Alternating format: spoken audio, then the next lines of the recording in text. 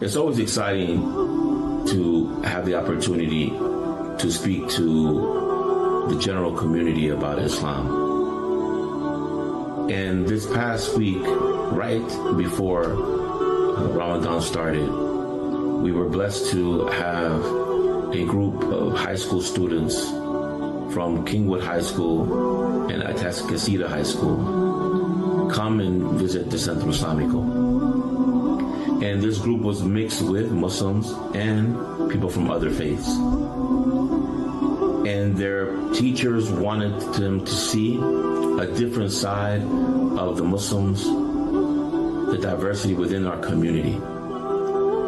And these are, brothers and sisters, of the greatest blessings that we can have, is to be able to explain to the younger generation not only what Islam is and how it impacted our lives, but also giving them an insight to the work of Islam in Spanish, and also what the Centro Islamico means to us and what we try to live by when it comes to hosting people here and making them feel at home. And many times we may underestimate the impact that may have when you have over 30 students being able to go back to X amount of classmates that they can speak about what their experience was here at the Centro Islamico, what they heard about when Islam impacted these individuals' lives, but also when they're able to go back and speak to their families of this experience. We hope at minimum that it was something positive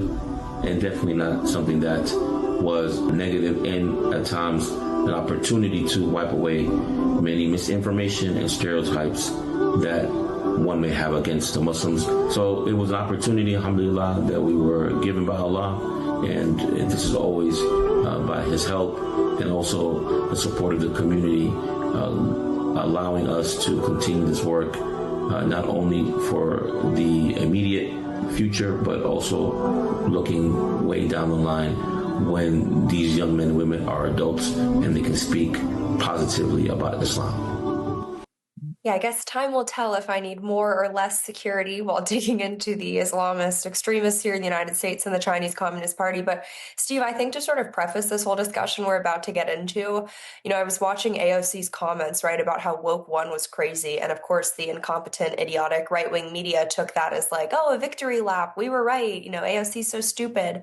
But when she chuckles and says that, what she's really doing is bragging about everything that they got away with, right? It's a very different interpretation. She's not dismissing woke one is crazy. She's telling you, look what we accomplished. Woke 2, woke 3, which I don't even like the word woke. It's anti-white, it's anti-America, it's anti-Western.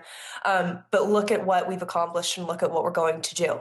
I think a glaring example of that is the video that we just watched in the open, which truly makes me sick to my stomach. We've watched a lot of horrible cold opens.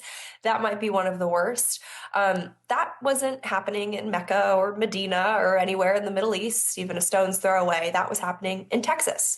30 humble ISD high school students visited in Houston it's called Islam in Spanish, Centro Islamico in 2026, just a few months ago.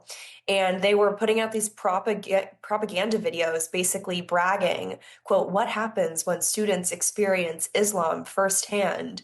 You could see the videos of the kids of what they were, looking at and learning about. They were celebrating that they would, quote, shape how the next generation understands Islam. I think this one's particularly interesting because it's like sort of the convergence of two mass migration invasions. You have Spanish language being used to convert Latinos into Islam and, white or whatever American high school students.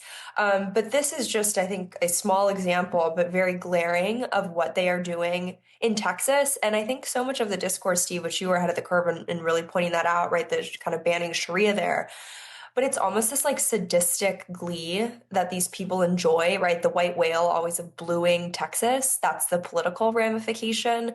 But what it is it's the destruction of the sort of American vanguard, right, of culture. And is there literally anything more disgusting than taking American high school students to a radical Islamic mosque so they can experience Islam firsthand? I mean, every word in that sentence I just said is kind of more ridiculous than the next. And this isn't even something that is isolated. Just yesterday, as you pointed out, good to see pickup from other outlets. The Dallas airport, and I guess I kind of buried the lead, Steve, when I first announced this on the show yesterday, which, yet again, another example of the war room always being ahead of the curve, even from outlets that mock us for, spreading misinformation, but I think they're quoting our exclusives. They are putting in Islamic foot washing stations in the Dallas airport, specifically in Terminal D, for $300,000. And it's pretty ridiculous. I mean, at face value, this contract or this announcement was put out like the end of June or July.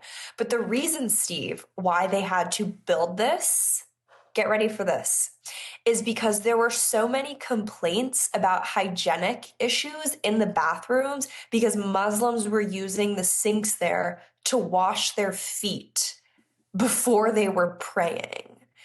And honestly, Steve, so much of the discourse about this stuff is always like through the lens of assimilation. Like, oh, these people need to assimilate. That's the problem. I mean, I would point you to the, I don't know, civilizational conquest history of Islam. That's a word that is anathema, an apostate, if you even say that. But I don't really want these people to assimilate, right? That's sort of like the woke, like right wing hangout, limited hangout version, right? That's what all these like weak Republicans in DC want. I just don't want these people here. If you're washing your feet in sinks to go pray to a fake God, then like, I don't know, you probably just shouldn't be in this country. So that's just what's going on in Texas.